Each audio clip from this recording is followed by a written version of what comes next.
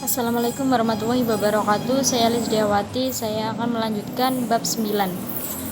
Bab 9 tentang dileksia. Apa itu dileksia? Dileksia adalah suatu gangguan belajar pada anak-anak yang ditandai dengan kesulitan membaca, menulis, terus mengeja dan berbicara dengan tidak jelas. Kemudian apa sih gejala dileksia? Gejala dileksia pertama, 1. Kesulitan belajar membaca walau tingkat kecerdasannya normal. Contohnya itu dalam mengucapkan, kemudian menerka huruf, serta memposisikan mainan huruf. Kemudian yang kedua, perkembangan lebih lambat dibandingkan anak-anak seusianya. Contohnya itu membutuhkan waktu yang lebih lama untuk belajar, kemudian membutuhkan waktu lama belajar ketika merangkak, kemudian berjalan, terus berbicaranya lambat. Kemudian sulit berkonsentrasi dan cenderung mudah sakit. Contohnya itu mudah kena alergi, demam, serta eksim, kemudian bisa juga terkena asma. Kemudian ada ciri-ciri dileksia pada anak remaja.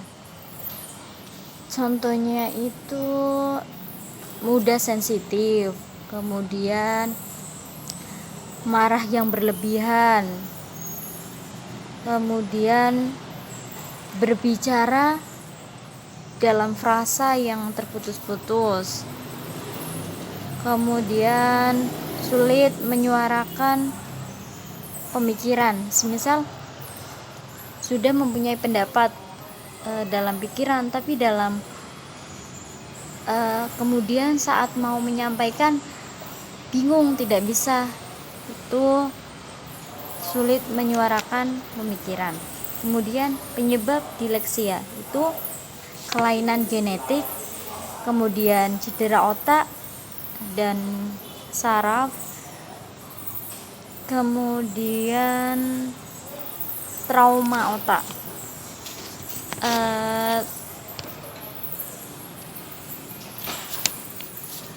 Selanjutnya ada terapi dileksia. Ada 3 terapi, yaitu terapi fonik, terapi multisensorik, dan terapi yoga. Apa itu terapi fonik? Terapi fonik itu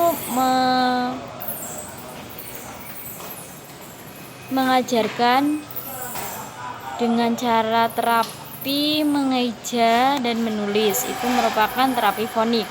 Kemudian terapi multisensorik itu terapi dengan cara belajar huruf-huruf seperti gambar balok, terus kemudian menggaris garis tepi dan sebagainya.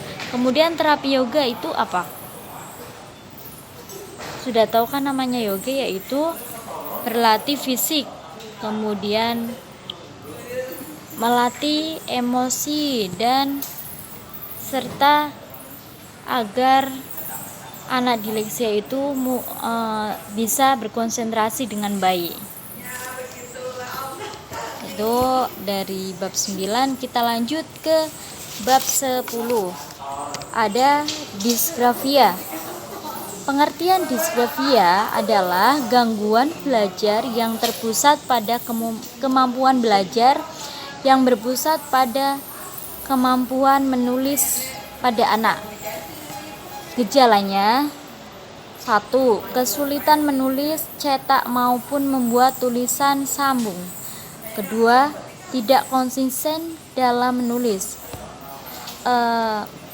Artinya sering memadukan tulisan cetak. 3. Saat menulis, posisi tubuh dan pergelangan tangan. Kemudian apa itu ciri-cirinya? Ciri-cirinya adalah